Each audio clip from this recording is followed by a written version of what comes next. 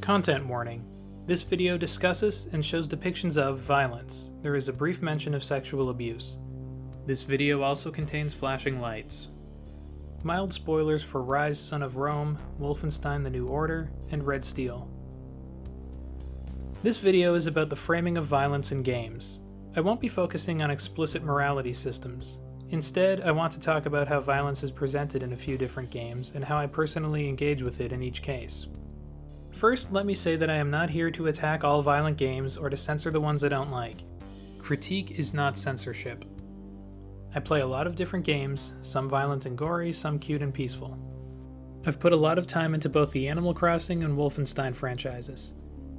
This video is not to argue game violence bad or game violence good, but rather to examine why I sometimes find violent games exciting and cathartic, and sometimes find them uncomfortable and unpleasant.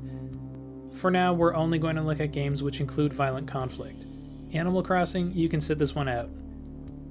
I think that, for me at least, my perception of and comfort with video game violence comes down to two main factors: context and options. Part 1. Context. This is pretty straightforward. By context, I mean the framing of the playable character, their opponents, and the world they inhabit. Who do you play as? What are their goals, their ideals? And who are you opposing? What is the political situation of the world we are invited to fight our way through? These questions tend to mostly be answered by the narrative of the game rather than the mechanics. I mean, yes, gameplay mechanics can characterize enemies, for example, but in many games, most of the context about the world and characters tends to fall under the umbrella of narrative design more than moment-to-moment gameplay. What are the writers telling us? Look at the backstory, the dialogue, the cutscenes and scripted sequences. This stuff has a huge impact on how eager or reluctant I am to commit imaginary acts of violence in a virtual world. Take Wolfenstein, for instance. I'm only familiar with the recent reboot series, not the older titles. I've played through New Order, Old Blood, and New Colossus. I heard mixed opinions about Young Blood and haven't tried it yet. These games frame your player character as a brave, progressive man. He's not a racist in a world where racism is common, for example. BJ is willing to sacrifice for the greater good. He's a killing machine, yes, but he's killing heavily armed stormtroopers and battle robots serving the Nazi regime, one of the most brutal and genocidal fascist groups in all of history. Look, I am not a confrontational person. I tend to be anxious and cautious to the point where I probably overthink a lot of my life due to my desire to minimize any harm, emotional or physical, that I might inadvertently cause. When walking, I often look down at the ground in order to avoid stepping on insects or slugs or other little creatures. I'm a vegetarian because I don't like the idea of supporting the killing of, admittedly delicious, animals just to satisfy my taste buds. I haven't gone vegan yet, though I've thought about it. What I'm trying to say is that I'm not a violent person, and obviously nothing in this video should be taken as support for real-world violence. But blasting digital Nazi soldiers apart in Wolfenstein doesn't leave me feeling too guilty. When a game does a good job of framing its violence as heroic and necessary, I can appreciate the combat on a purely mechanical level without much moral discomfort in the back of my mind, and even take satisfaction in it on the narrative level. I'm stopping murderous fascists and defending the innocent. I'm knocking these smug, cruel tyrants down a peg, rattling their confidence, preventing them from enjoying the power and wealth they've accrued through their villainy. Basically, even if you're a sensitive, pacifist-leaning person, you may still be able to enjoy the New Order because the enemies are such monstrous, unrepentant assholes, and stopping them is so clearly for the greater good that even when they are humanized a bit, you still feel fully justified in resisting them with force. Or at least I do. One moment when Wolfenstein made me uneasy was the sequence in New Order in which the protagonists use a high-tech device to destroy a bridge. They need to stop a train crossing the bridge in order to get a MacGuffin, but the bridge appears to be in use by civilian vehicles as well as by a train full of Nazi soldiers. At least one car falls off the shattered piece of infrastructure and into the water below. This may not technically be a terrorist attack since coercion was not the goal, but it's functionally pretty similar to a terrorist attack. At least a few civilians probably died. Sure, some of the people crossing the bridge in non-military vehicles may have been ardent Nazi supporters, but were they all? Presumably not. One could argue that, by living their lives as if the political situation was normal and okay, by passively going along with the regime, they were complicit. And sure, the most morally correct thing for them to do would have been to take action against the Nazi government, but this bridge attack is hard to justify. Even if we leave aside some questions I have about the logic of the train heist and accept that stopping the train is extremely important, I can't excuse this strategy. Fighting armed Nazi soldiers feels righteous, but destroying a busy bridge full of civilians feels monstrous. BJ seems to agree, but he goes on with the mission anyway. Oh God, are you seeing this, Captain? What did I just do? We just killed the bridge, sir! I guess I'm not breaking any new ground by saying gameplay about shooting armed fascists feels better than gameplay about causing collateral damage in the form of civilian lives and infrastructure, but I hope that this simple example highlights the fact that fictional violence can feel either heroic or horrific, depending on the context. Now I'm going to jump from Wolfenstein to another series that used to rank among my favorites, Monster Hunter. I got into the series with Monster Hunter Tri on the Wii. What you're seeing here is the Switch demo for Monster Hunter Generations Ultimate, since I seem to have sold or lost all of my console Monster Hunter games. I've spent an absurd amount of time in several releases in this series, including Generations and World. For those who aren't familiar with the games, here are the basics. You play as a human, or sometimes a cat person, and you hunt monsters. It does what it says in the tin. Let me just say that the combat is sublime. On a mechanical level, nothing else I've played feels quite like it. I was particularly fond of the longsword. But these games feel cruel. Lucy O'Brien wrote an article for IGN a while back that clearly expresses one of my main sources of discomfort with the Monster Hunter series. The monsters suffer. When seriously injured, they retreat from the player, limping away, gasping or groaning. Lucy was writing about Monster Hunter World, but I remember that in some of the older games, monsters sometimes literally cry, dropping items like wyvern tears which can be picked up. Although they are nothing more than pixels and polygons in the shape of dragons and other fantastical beasts animated by code, these monsters display a disturbingly convincing simulation of pain and fear. Lucy points out that they seem desperate. Quote, "When they fight, it's often frenzied and imprecise, their self-defense mechanisms activating in a flurry of panic at being disturbed in their natural habitat." End quote. I had been having similar thoughts before seeing Lucy O'Brien's piece, but she summarizes why this is so uncomfortable clearly and vividly. I'll leave a link to her article under the video, and I recommend checking it out. The so-called monsters of Monster Hunter seem to just be wild animals. Many of them are dangerous.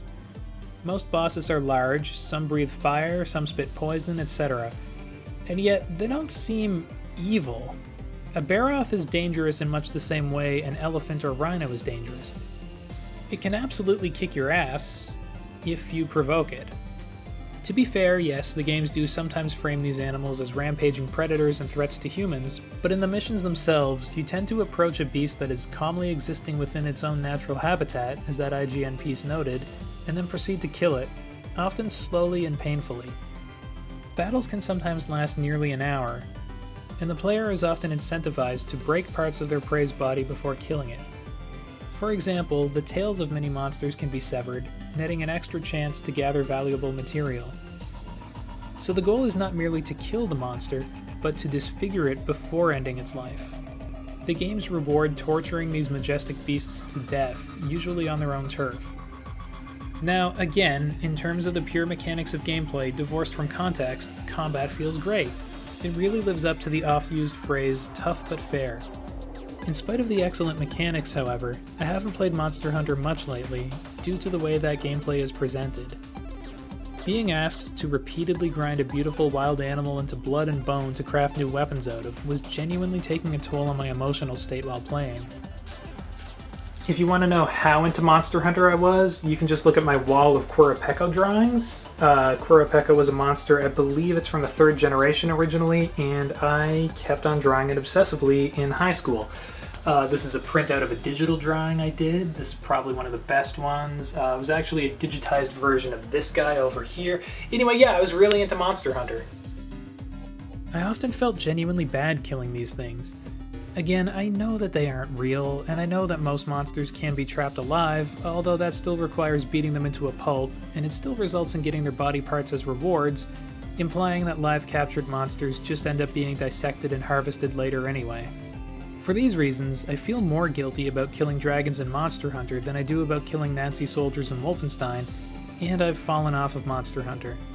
I mean, I played a bit of a demo to get footage for this video, but I haven't played any Monster Hunter for fun in a while. Of course, I'm not here to scold anyone who does play games in this series, or other similar titles. You're obviously not doing anything wrong. The monsters and their suffering are entirely fictional. I'm not on some anti-hunting game crusade.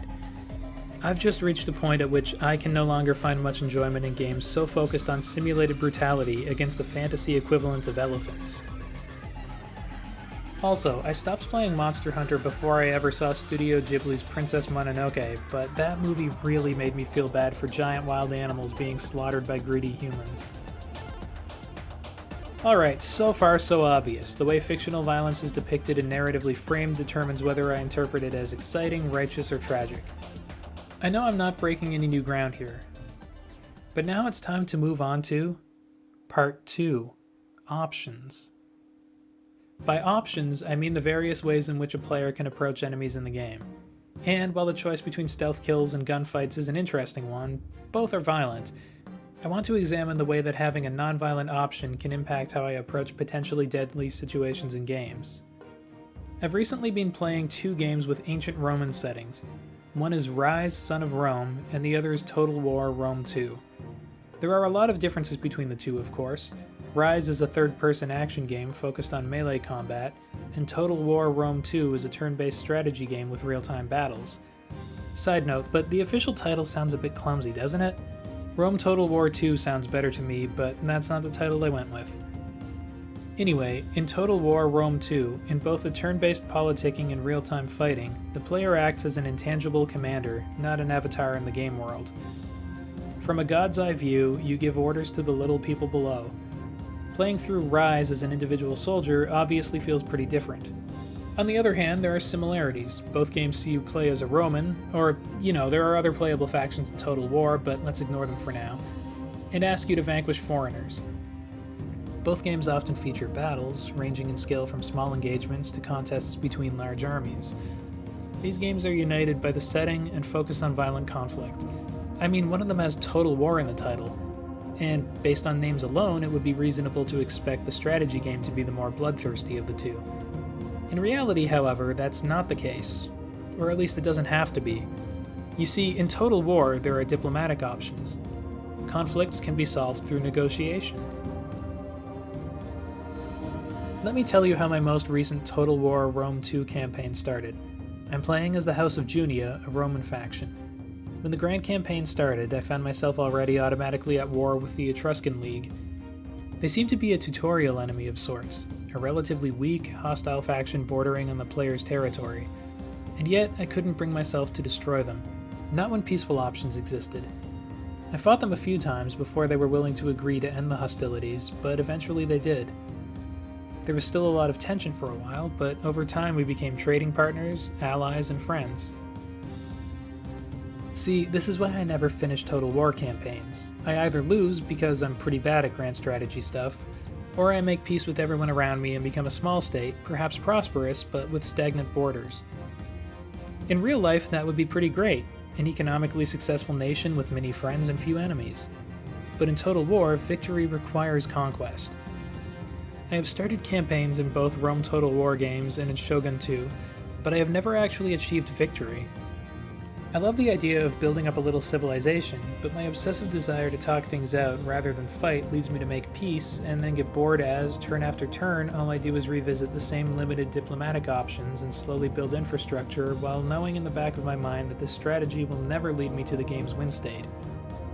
I recently started playing a Total War saga, Troy. We'll see how that goes. So, if I'm dedicated to befriending other factions in Total War Rome 2, then why do I also enjoy hacking these British guys limb from limb in Ryse, Son of Rome? Well, largely because that's all I can do to them. There is no diplomatic solution available. As far as the game is concerned, peace was never an option. As for narrative context, Marius, the protagonist of Ryse, is not uncomplicatedly on the side of good. His actions are arguably justified. I'm not sure that they really are, but a case could be made. The moral situation is not black and white. I plan on talking about Ryse more in a future video, so for now I'll skip the details. My main point here is that, even divorced from narrative context, mechanical options color my evaluation of killing in a game. If there was a peaceful diplomatic option in Ryse, part of me would feel compelled to pursue it. But because there is no non-violent path, I don't feel like the hack-and-slash gameplay reflects a moral failing on my part. That's basically all there is to do. I'm not chopping these Celtic dudes apart because I started a war or because I failed in peace negotiations. The violence was unavoidable, so I can just engage with it on a more visceral level. I'm not responsible for this. And yes, despite my obsession with non-violent solutions, I do still quite enjoy this game, which is focused on bloody swordplay. This is partly because, as I said, it's the only option, and partly because the narrative frames the protagonist as at least doing what he believes is right and fighting for what is, again, arguably the greater good, despite moral complications in the story. I'm not saying that Marius is definitely making the world a better place, just that there is a plausible case to be made for that reading of the story. His motivation is sympathetic. He's not just a monster murdering random people for no reason. The narrative frames the violence as necessary, and the mechanics frame it as unavoidable, so I don't feel too gross about it, even though it is fairly brutal. And honestly, I'm glad that there are some titles that present their violent gameplay as either frivolous, like the absurd Earth Defense Force series, or heroic, like the Wolfenstein games, bridge attack and use of nukes aside. Because even though violence in real life is horrific and tragic, I can't deny that my lizard brain finds simulated combat exciting. I also like when games give the player a choice about how violent they want to be. Ryse doesn't do this, but one of my all-time favorite games does, and that game is Red Steel. Good old secondhand copy of Red Steel by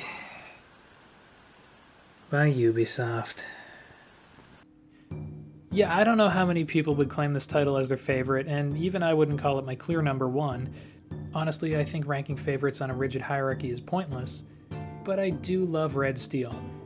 Now, because of the timing of this video, I don't want to praise Ubisoft, even for an old game, without acknowledging the allegations that have recently been made public. In a Bloomberg piece, Jason Schreier writes, quote, "More than a dozen people made public claims of sexual harassment and abuse against employees of Ubisoft over the past few weeks. The outpouring is part of a broader #MeToo movement taking hold in the game industry, and the Paris-based company has been the most frequent target of allegations." End quote. I'll link to Jason's piece below for those who want to know more. And then there's that Tom Clancy game that people, including myself, have been criticizing on Twitter. I'll also link to a HuffPost story about that below this video. But having acknowledged all that, let's get back to Red Steel. This Wii game is combat focused, and fights are split between one-on-one sword duels and gunfights. You can technically use your sword in a gunfight to score a one-hit kill if you're close enough to an enemy, but it's tricky to pull off since the motion command for a melee attack during a gunfight is the same gesture used to reload your gun, pick up a different gun, or interact with doors and other objects. Running up to an enemy and reloading my gun instead of swinging my blade is pretty frustrating. So it's an old FPS with sword duels to shake things up. It may not sound all that exciting so far. Where it gets interesting with regards to this video's theme is in the fact that you can, if you wish, spare almost any enemy in the game. At the end of every sword fight, once you have either broken your opponent's weapon or injured them to the point that they surrender, you have the option to either deliver a killing blow or spare them. I always spare them.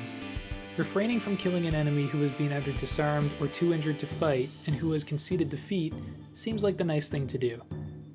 The game also mildly incentivizes this by awarding respect points for every enemy you leave alive. It's like the game is giving the player a little nod of approval for showing restraint and mercy. So that's how sword fights end, but what about gunfights? They make up the bulk of combat. Can the ranged enemies also be spared? At first, no. In the beginning of the game, there is no non-lethal way to neutralize an opponent with a gun. After progressing a bit in the story, however, you unlock a new ability. A resource called Focus is introduced. Shooting enemies in normal gameplay builds up your focus meter, which can then be spent to freeze time. While time is frozen, you can carefully aim several shots, which your character will then execute quickly and flawlessly as soon as you unfreeze. Any shot made using this mechanic that strikes an enemy will kill them instantly, but there's another way to use the power: to shoot their guns.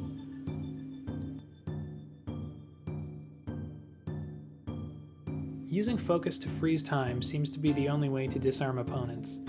I tried shooting guns in hands during normal gameplay and didn't get it to happen once.